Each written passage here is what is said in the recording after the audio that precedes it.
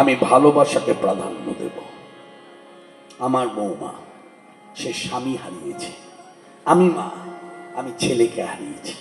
সেই হারানো ছেলেকে কাছে পেয়ে আমি দেখবো, আমি আনন্দ করব, আর আমার বৌমা পড়ে থাকবে ঘরে।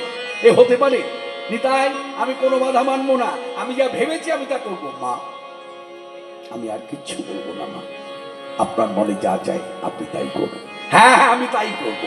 বৌমা, ও বৌমা, এই দেখো, দেখেছো সারা রাত ধরে কেঁদে কেঁদে কেঁদে কেঁদে কেঁদে কেঁদে এখন জ্ঞান হারিয়ে মাটিতে পড়ে আছে।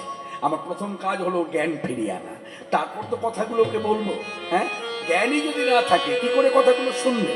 হ্যাঁ, কি করি এই বলে মাথার সামনে বসলেন। শুধু বসলেন না, মাথাটা কোলে নিলেন, কোলে নিয়ে 3 বার কৃষ্ণ নাম কর্ণে দিলেন। যেই কৃষ্ণ নাম কর্ণে পেয়েছে বিষ্ণুপ্রিয়ার চেতনা ফিরে এসেছে। আর চেতনা ফিরে আসা মাত্রই মা, বৌমা, আমি তোমাকে জ্ঞান ফিরিয়ে এনেছি, চেতনা ফিরিয়ে এনেছি দুঃখ দেবার জন্য নয়, সুখ দেবার জন্য। মা, এই অভাগিনীর কি আর সুখ, কি আর দুঃখ, সবই তো সমান।